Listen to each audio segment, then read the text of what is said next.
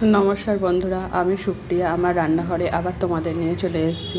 আজ করবো একটা নতুন রেসিপি। এই যে কড়ার মধ্যে তেল দিয়ে দিয়েছি গরম করতে, আর এখানে আছে মাছ। একটা জায়গায় নিয়ে নিয়েছি সর্ষে, আর এখানে একটা জায়গায় নিয়েছি পেঁয়াজ আর আদা আর কাঁচা লঙ্কা আর এই রসুনটা। তাই সর্ষেটা মিক্সিতে পেস্ট করে নিই, আর এটাও মিক্সিতে আলাদাভাবে পেস্ট করে নিই। দুটো মিক্সির বাটিতে নিয়ে নিলাম। এখানে দু রকম মশলাই যাবে ওই মাছটার মধ্যে। সব নিয়ে নিলাম।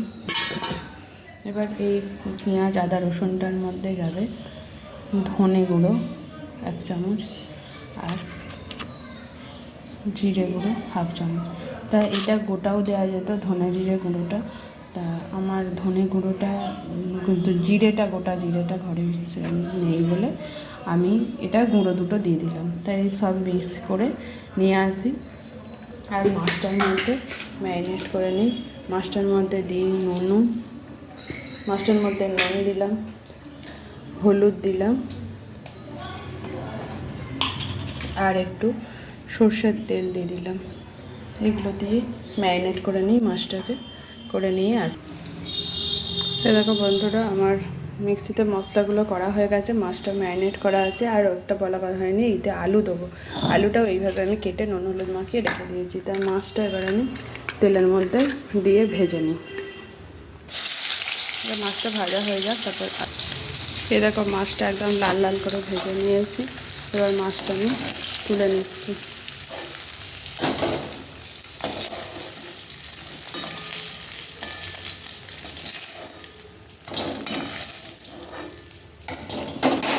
এবার এর মধ্যে কেটে নুন হলুদ মাখানো আছে এই আলুটা দিয়ে ভেজে নেবো একবার।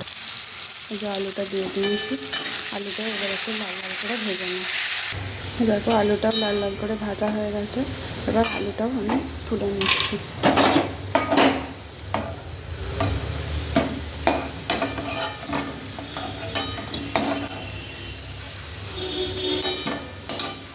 আলুটা তুলে নেওয়ার পর আর একটু তেল দিয়ে দিলাম। তেলটা গরম হয়ে গেছে।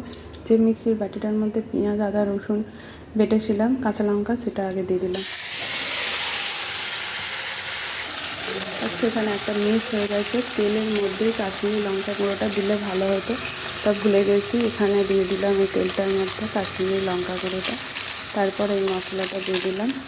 এবার এর মধ্যে যে সর্ষে বাটাটা বেটে রেখেছি, এটা সবাই জানো আমি সর্ষে ছেঁকে খাই, তো সর্ষেটা ছেঁকে দিয়ে দিই। এই যে বন্ধুটা দেখো, সর্ষেটা আমি ছেঁকে দিয়ে দিয়েছি। সর্ষে আমি এইভাবেই ছেঁকে খাই, আমার নতুন বন্ধুরা জানতে পারবে। তাই এবার মশলাটা কষে তার মধ্যে আমি এই টমেটো দুটো পেস্ট করে নিয়ে ওটা ফুটুক, আমি পেস্ট করে দিয়ে দেবো। দেখো বন্ধুরা, টমেটোটা পেস্ট করে নিয়েছি। এবার এর মধ্যে আমি দিয়ে দিচ্ছি। এবার কষাই, যতক্ষণ না টমেটোমের কাঁচা গন্ধটা যাবে ততক্ষণ কষাবো। তার মধ্যে আমি পরিমাণ মতো নুন হলুদটা দিয়ে দেবো। তো পরিমাণ মতো নুনটা দিয়ে দিলাম, পরিমাণ মতো হলুদটাও দিয়ে দিলাম।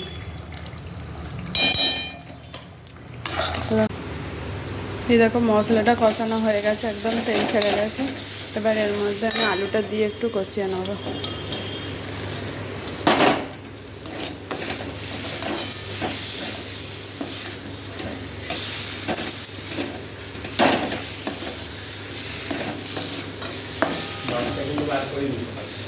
আলুটাও দিয়ে কষিয়ে নিলাম, নিয়ে এবার এর মধ্যে আমি জলটা দিয়ে দেবো।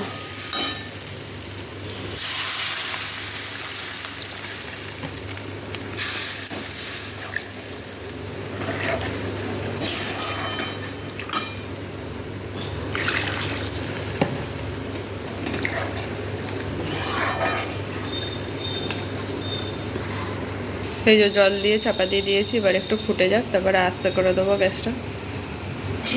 এই দেখো এই দেখো ঝোলটা ফুটে গেছে, আলু আমার নরম হয়ে গেছে। আলুও নরম হয়ে গেছে। এবার এর মধ্যে আমি মাছটা দিয়ে দিলাম। ডিমও দিয়েছি তার সাথে, একটা সেদ্ধ করে ভেজে। সেটা তো মাছ খেতে চাই, আমি ডিমটা খাই। আর এর মধ্যে দুটো কাঁচা লঙ্কা ফাটিয়ে দিয়ে দিলাম, আর ধনে পাতা দিয়ে দিলাম। এই যে ধনে পাতা আর কাঁচা লঙ্কা কুচি ছাটিয়ে দিয়ে দিলাম। এবার একটু ফুটে যাক,